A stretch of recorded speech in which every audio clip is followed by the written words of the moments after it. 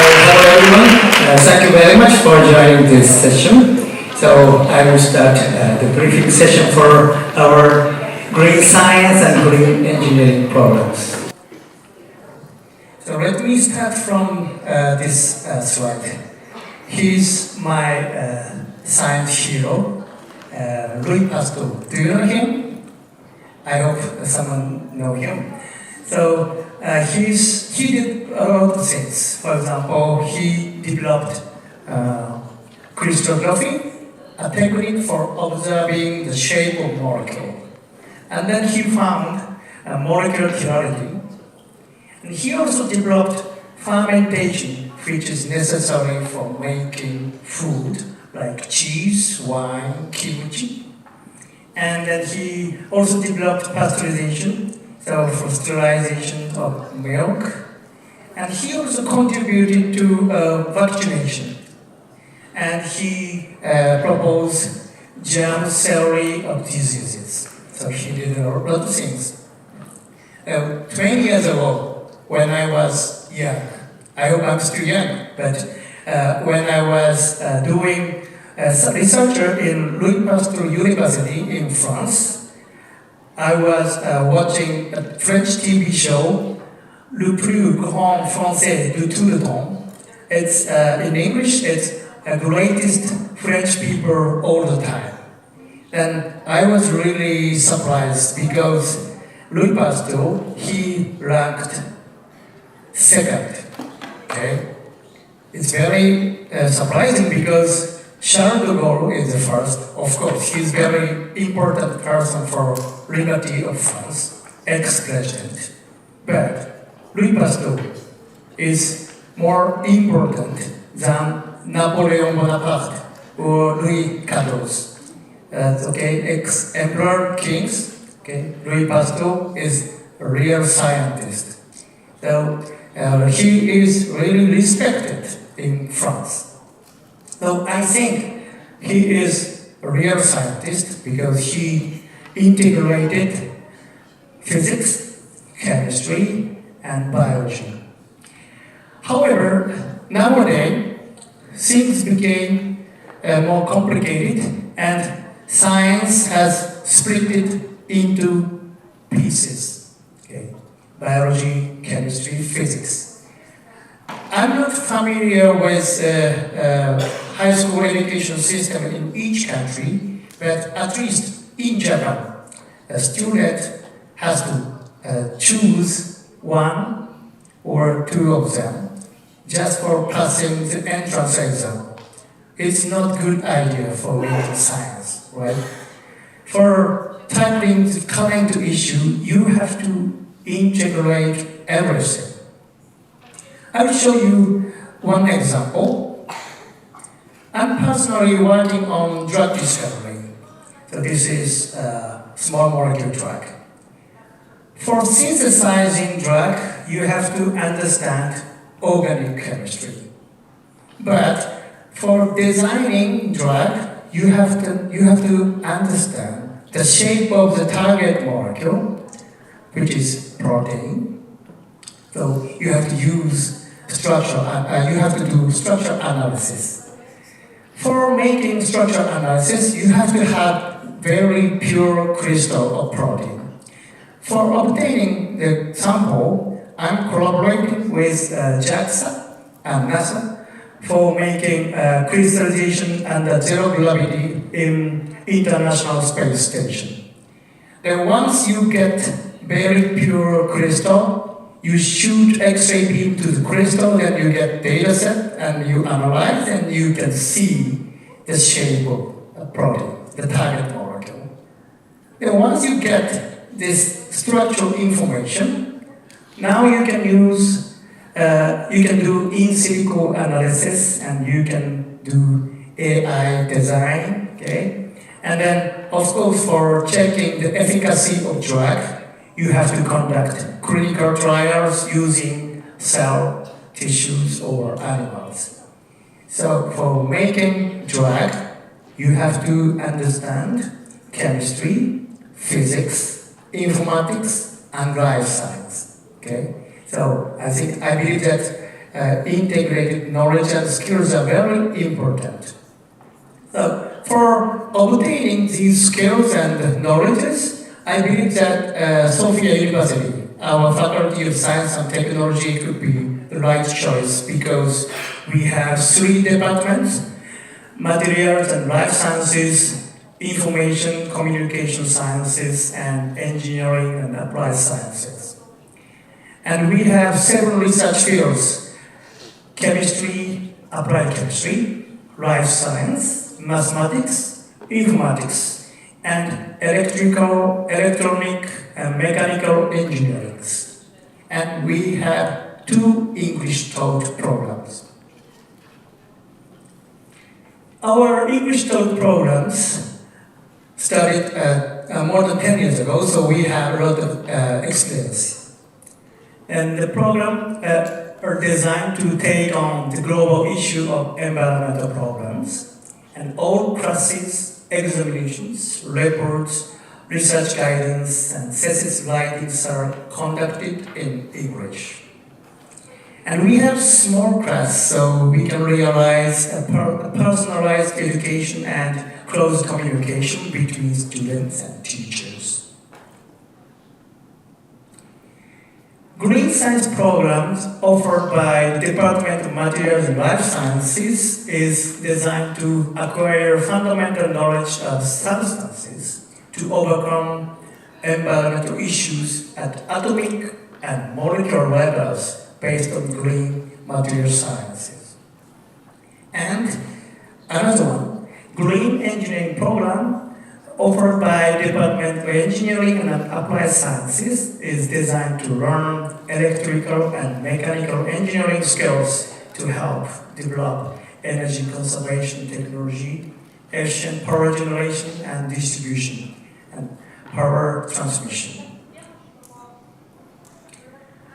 Our Department of Information and Communication Science doesn't have its own English taught program, but all faculty members are involved in these programs.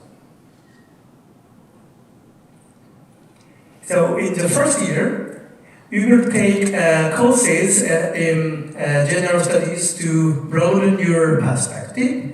And of course, you can learn a lot of languages. Then from the first year, the first semester, you can take basic major courses called the general subject. Then you can take mathematics, physics, chemistry, biology, informatics at basic level. Then from the second year, you can take more advanced and specialized courses. Then in the fourth year, you will engage in graduation research. So you will have your own research subject and you can summarize your accumulated knowledge and skills. So during these activities, you can gain skills such as logical thinking, writing papers, and research presentations. For making graduation research, you can choose one from 95 laboratories, regardless of which course you belong to. Then, after graduation, 50% of our students go on to our graduate school, and after that, they obtain highly specialized position in global companies, right here. Then, okay, this is my last slide. Look at this. So we accept a lot of students from a variety of countries, regions. So I'm very happy if you consider joining us. Thank you very much for your attention.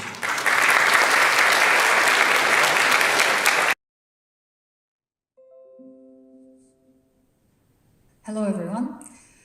My name is Edyta Dzieminska, and I work at the Faculty of Science and Technology in the Department of Engineering and Applied Sciences. And I look at this room, and I think Professor Slater was not wrong saying he will see most of you who left in his faculty, but I do hope whoever left is really serious about hard science. So today I'm going to give you a mock lecture on a subject that we study in our lab, which is called detonation engine. I will try to be as gentle as possible, giving you a lot of background so you can understand basically what is happening. And the subject of today's class is detonation engine the future of space propulsion?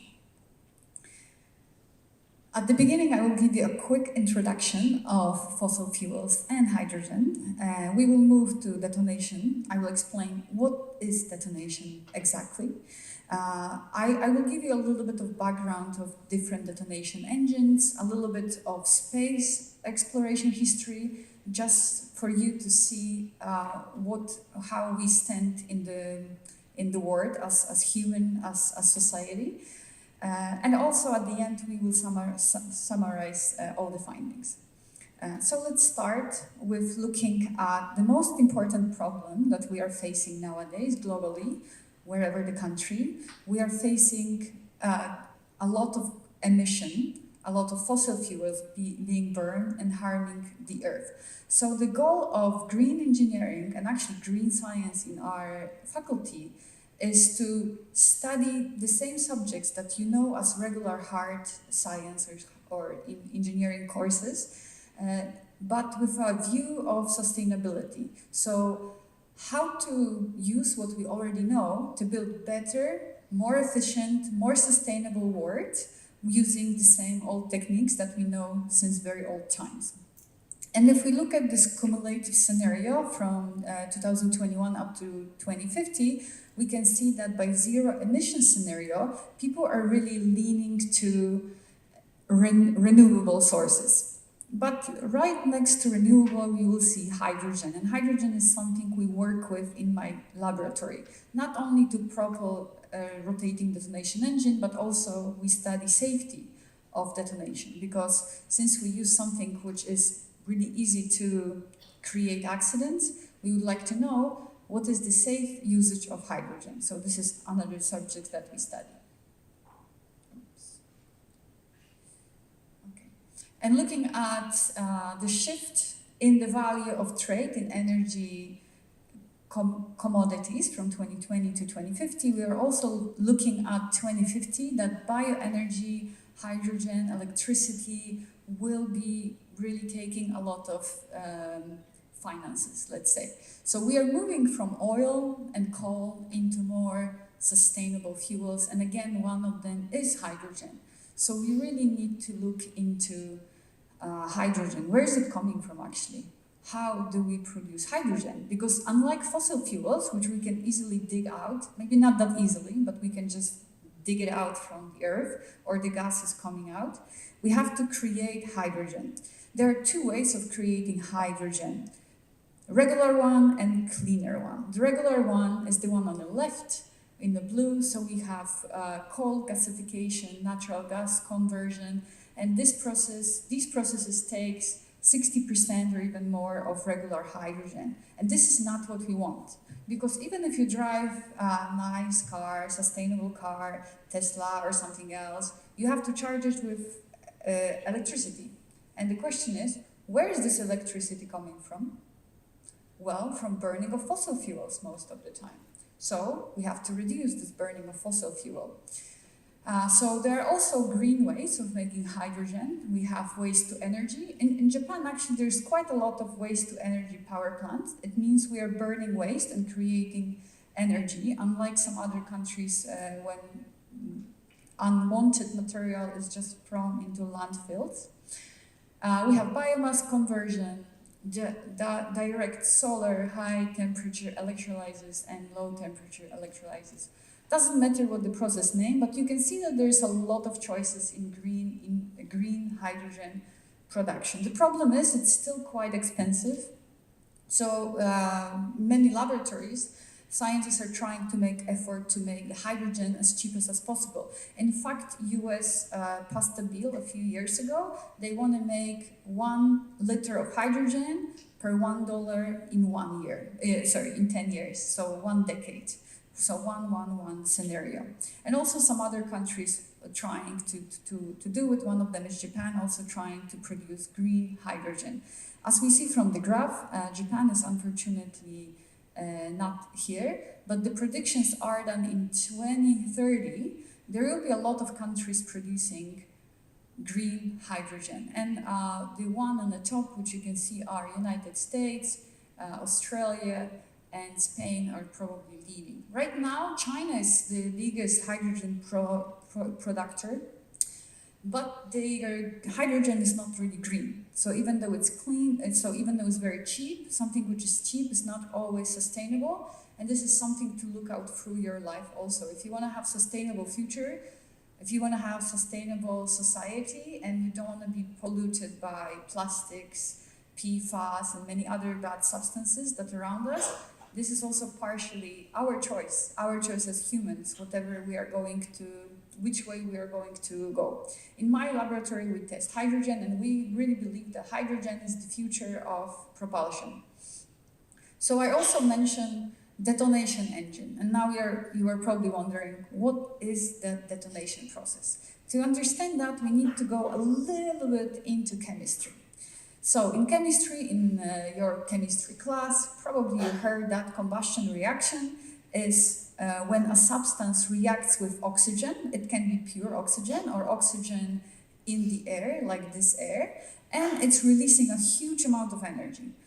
As you know, energy is not created nor destroyed. You should remember that from physics class. So how this energy, how come we have so much energy in chemical reaction is because atoms are connected with bonds. These bonds are broken, and chemical energy is basically transferred into another type of energy like heat.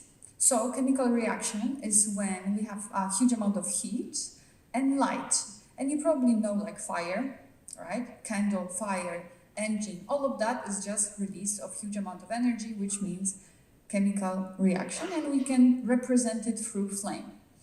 If we look into detail into flame, we will see that flame has a thin layer which is called flame front. Basically, it's like a line, if we zoom it, which is going from unburned gas to burned gas, changing the property of atoms or making them into something different. So chemical reaction will change the pressure of the substance, volume, maybe density, velocity of the product, and so on and so on. In my lab, we are trying to answer the question, how fast fuel burn? So how fast my fuel, if it's hydrogen or even oil, how fast it's disappearing. If you have a candle, you want to know how long can I burn this candle. If I have a liter of gasoline, you want to know how far can I go with my car. And we want to know the same way. If I have 1 bottle of hydrogen, how long can I run my engine? To answer that question, I need to know how fast the fuel is burning. And in my lab, we divide it with Mach number. Mach number is basically a very useful number which tells us about speed of sound. I'm talking to you with Mach number 1. So the velocity of my voice getting to you, it's about 1,000 kilometers per hour, which is exactly Mach 1. If the speed is a little bit below that, we say it's subsonic, and if it's above, we say supersonic. Like, you know, supersonic jets, aircraft, they can fly above Mach number 1. But we apply it to combustion. So we distinguish something which is called slow combustion, which is the combustion, the burning velocity is lower than Mach number 1. And this is everything you know from everyday life. Your stove in the kitchen, the bonfire, the car engine, jet engine of the airplane, all of that is using so-called slow combustion. But we are more interested in so-called fast combustion, which is happening with velocity with more than speed of sound, and it's called detonation. The way to implement detonation in real life is, for example, detonation engine. And the detonation velocities are super fast. It's 2 kilometers per second, for example. So you can imagine if you have like some fuel, let's say it's hydrogen, and we put these atoms all into one line, 2 kilometer line. If I ignite it right here, 1 second later, it will be 2 kilometers further. This is how fast detonation is propagating. So now you know that the slow process is called deflagration, the fast process is called detonation, and you may hear in media they are saying about explosion. We distinguish explosion as different phenomena. So by the end of this slide, you should just understand that explosion is not the same as detonation, even though in TV it will look like the same. And there are some major differences between the slow and fast combustion. And one of the most important one is the bottom, number 4. If we use slow deflagration or slow combustion process like car engine, it's actually very complicated. Who knows how the car engine is built? It's already very complex mechanism. How about jet engine in the airplane? This is the most sophisticated equipment that we know nowadays. It's really, really complicated, but we need all of that machinery in order to proper aircraft. Otherwise, it will not fly, at least not far. But detonation, on the other hand, is using very simple design. If you just have a pipe, you have engine. This is how simple it is.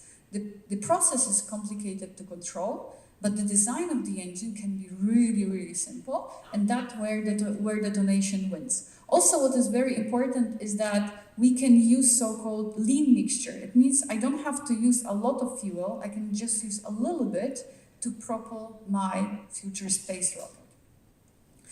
But we have to remember that detonation can be quite dangerous. If we look at these numbers, what is really important is the pressure ratio. Let me do that. So the pressure ratio meaning, behind the detonation wave, if we have this room filled with some hydrogen oxygen, and we have detonation wave passing through, the pressure of this room will go up maybe 50 times higher. So you can imagine we cannot live in a place where the pressure is 50 times higher. The temperature may be 20 times higher. This is how how energetic this process is. So let's use this energy. Let's use this energy wisely. Where can we see detonation in real life? Unfortunately, some of the examples are Fukushima 2011. What happened there was not explosion. Actually, what happened was detonation. There was accumulation of hydrogen, oxygen, and through some small ignition, detonation happened. And so all sorts of accidents include detonation when we use hydrogen. But if only we can make this detonation in some small equipment and control it, we can actually extract this energy. So this is what we do at my lab at Sofia University. We do experiments with detonation. This is detonation tube. It's kind of short, it's only 1 meter. We have a glass, we have a bunch of cables. Those are pressure sensors. Fun fact, pressure sensor does not measure pressure. Pressure sensor is actually measures the change in current or in the electrical current, and then you calculate the pressure.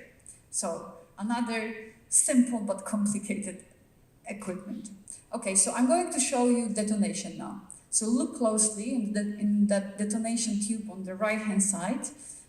There's a window right here. Look in the window and you will see detonation in real life.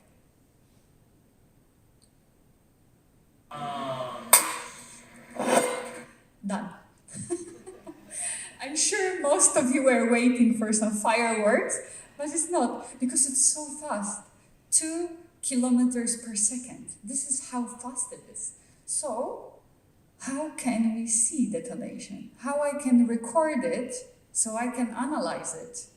For that, we have a cool system called Schlieren system, named by Schlieren.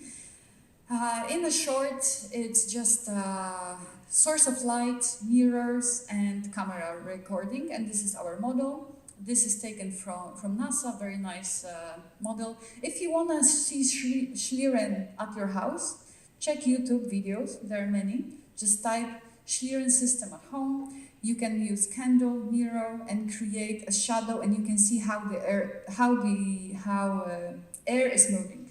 Because air is moving, right? You hear me because my voice goes through air.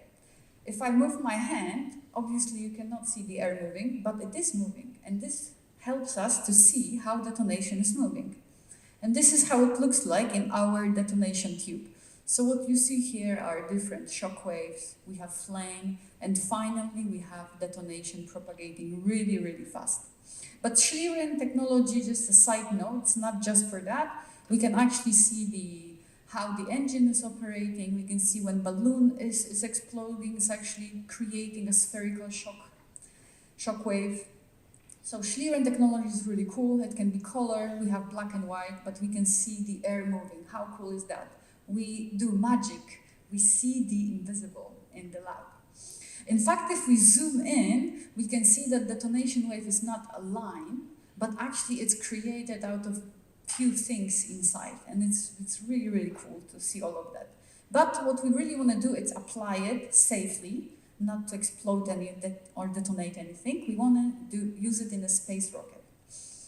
Just a side note, for you to understand how old is this subject of space exploration. Already in 1930, so close to 100 years ago, Sir Frank Whittle patented turbojet engine, and it was really changing the history. Already before that, in 1903, Russian physicist, actually he was teaching physics in high school, he created a project of the first rocket that could go to space. So he was thinking how to go to space. He was, of course, not recognized at that time. People didn't understand really his idea, and only after he died, we understood how much knowledge he left behind. Then, 20 years later, in 1926, American scientist Goddard shot the first rocket, showing that, okay, guys, we can make it, we can go to space. So the first people who actually went to space, shooting the first artificial satellite, were Russians, sending Sputnik in 1957. The same year, they are sending a live animal to space, a dog named Waika. And the same year, they are taking the first picture of the moon. 2 years later, they are taking the picture of the moon. This is just a comparison 2009. You see how technology improved. And a few years later, they are sending the first human being into outer space. And he comes back alive. That's also important. He didn't only go there, but he actually came back alive. Yuri Gagarin. If you go to science or engineering, you should know this name. He was a really brave person who had no idea what's going to happen, but he said, okay, let's go. See Earth from space. So how does rocket work? So to take something up in the space, we have two types of rocket. One is solid propellant rocket, which means our fuel is like a candle. It's a solid, you can cut it. Or we have a liquid like gasoline. But we don't use gasoline, obviously. Here's an example with oxygen and liquid oxygen and liquid fuel. Could be hydrogen, could be acetylene, could be something else. They are separated in the first place, then they go to combustion chamber, burn, and as you know from your physics class, the third rule of Newton, motion, the third rule of motion is action and reaction. The same action creates reaction. This is how rocket goes to space. No more than that. Newton already knew that. By the way, if you know Newton, there was a global pandemic when Newton was at university the first year, and he couldn't go to school for 2 years. Sounds familiar. So what he did, he stayed at home and developed all possible things that now you learn at school. Then at the age of 26, he retired. So maybe there's next global pandemic, you know what to do? Maybe there are things to be developed. So what does it take? What does it take to create a rocket that will go to space? First of all, you have to think that probably requires a lot of effort, a lot of energy to lift something up. If I want to jump, maybe I will jump 1/2 a meter, no more than that, right? If we have an airplane, it takes a lot of power to put this airplane up there. But the airplane, as you know, cannot go to space. Doesn't matter how hard you try. Probably because it requires even more power. So we want to make something which is light, because the lighter it is, it will be easier to go to upper space. We need some cooling system probably, because as you know, the energy is transferred from chemical to heat energy, so things are heating up. We need this rocket to cool a little bit, otherwise it's gonna maybe melt. And we always start from the end goal, meaning how far do you want to go? Do you want to go to Moon? Or maybe you want to go to Mars? Or you just want to go to International Space Station? All of these ideas are important. So humans, we understood that we need small weight. But in order to have a small weight, first we need a little bit more weight to lift everything up. So we decided that let's divide the rocket into a few stages. The first stage, it's just a booster that will bring us a little bit higher when the atmosphere, it's not that dense, meaning we have less atoms, so less drag. And then we have third stage, and really what is shooting to space is just the very, very top. And that thing will stay in space. And until recently, we have been using rocket once, then it's not usable anymore, but Elon Musk came and he said, hey guys, let's make it reusable. So SpaceX created really cool rockets. One of them is Falcon. Up to now, Falcon did 335 total launches, 229 total landings, and 266 reflown rockets. So even though these rockets seem more expensive to launch per kilogram, they are reusable. So we are saving not only money, but also effort, engineering work, materials, which is very, very important. Okay, so we know the detonation. We know we can control it in the lab. We know it's a lot of power. We learn what are rockets and what it takes to go to space. So how about we connect everything and put this detonation inside the engine? This is where detonation engine rocket come from. Well, just a side note, the idea is nothing new, already in 1940. So trust me or not, but it's before I was born. This idea was already in head of people. And the patent came in 2009 through collaboration of Warsaw University of Technology, which is my alma mater, in fact, Professor Wolański, together with Professor Fujiwara from Nagoya University and Mitsubishi Heavy Industry, patented rotating detonation engine, first in Japan in 2009 and later in States. So since then we know this technology is really good for space propulsion systems. Nowadays, we divide the detonation engine into three main categories: oblique detonation wave engine, pulse detonation engine, and rotating detonation engine. This is what we are working on, and I will be only talking about this one today at the end of the presentation. We have annular type, disc type, and hollow type. I will show you these two guys, how does it look like. I think 2 years ago, Professor Kasahara from Nagoya University demonstrated that we can operate rotating detonation engine in space. It was shot together with JAXA, with collaboration, and you can see this is in the orbit. The engine is starting in the orbit, operating, and this is huge successes, meaning we can actually use detonation in space. And the beginning of last year, 2023, my colleagues from Warsaw Institute of Aviation shot the first rocket using only detonation engine. So it means from the ground up to some specific altitude. And they demonstrated that it's not only possible now to operate it in space, it is possible to move something from the ground to space. What's more, NASA announced that in 8 to 10 years, they are going to build fully operating rockets using rotating detonation engine. And JAXA announced exactly the same, that in 2030, they will shoot fully operating RDE, rotating detonation engine rocket, into the space.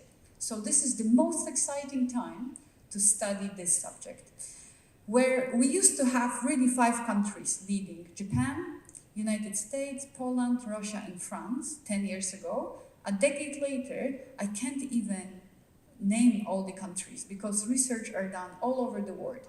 As every engine, there's a lot of work to be done. In summary, RDE is more efficient than traditional rocket engine. It can be really compact. We can compact it to smaller size. It is way simpler, as I already told you. It doesn't require this crazy machinery. We can use variety of fuel, and we can have more thrust or more power from kilogram of fuel if we compare it. So, what are the latest tests at this university that may interest you? We are testing two engines. As I said, one is annular chamber, and we are mainly concentrating on water cooling this engine to see how much energy is extracted from walls, meaning how much we need to cool down the engine at the first stage, because the temperature inside the engine is reaching 2000 degrees. No metal can stand 2000 degrees. Even stainless steel is going to melt. So at the very first stage, we may need to cool it down. So this is how the engine looked like. This is how the engine looked like from a little bit further. We have these hoses where we have water coming in and out, and this is how it looks like when it's operating. So we are demonstrating, we have camera which is looking right into this combustion chamber, and we see the detonation wave propagating. We can see a lot of light. This is detonation wave. Okay, I see my time is finishing, so and the second type we are testing is called disc-shaped detonation engine. And this engine is very tiny. It's about 10 centimeters if you hold it, and combustion chamber inside is only 7 centimeters. But this tiny engine can probably lift small rocket up to few kilometers of altitude. This is the outlet. We have some pressure sensors to measure whether we have detonation or not. We have to check parameters. And I'm going to show you how this engine is operating. We only operate it for 1 second because we don't want the engine to melt here, right? We just want to see if it's operating or not.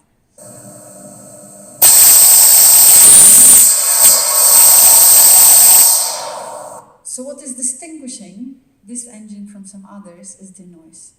It's very loud. That's why we know we cannot implement it to airplanes, for example. But rockets, no problem. We go to outer space, it's all good. And this is the view from high-speed camera. The high-speed camera is slightly faster than your cell phone. It's 65,000 frames per second, but ultimately we even want to go higher. And you can already see rotating part. This is the leftover of the detonation wave. And we look at a bunch of pressure sensors to actually understand that the detonation is moving inside.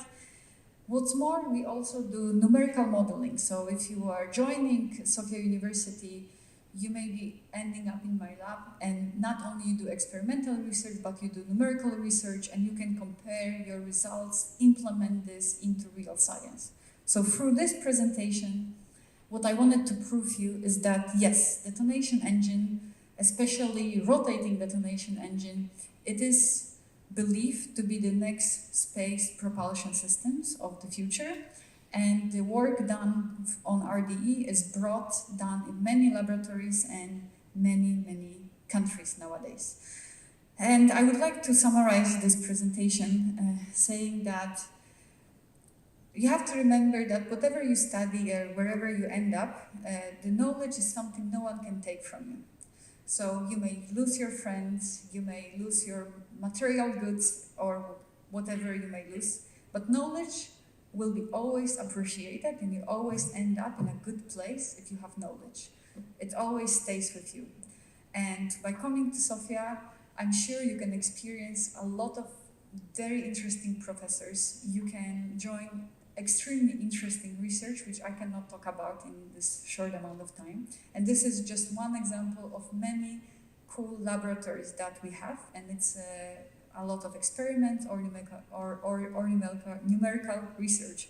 And you're also able to join conferences and collaborate with other countries, as was mentioned before in your the first presentation or second presentation explanation with how many different countries we collaborate with.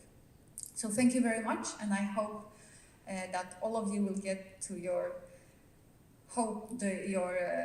university you want to get to, whether it's Sofia or not Sofia. Good luck. Thank you.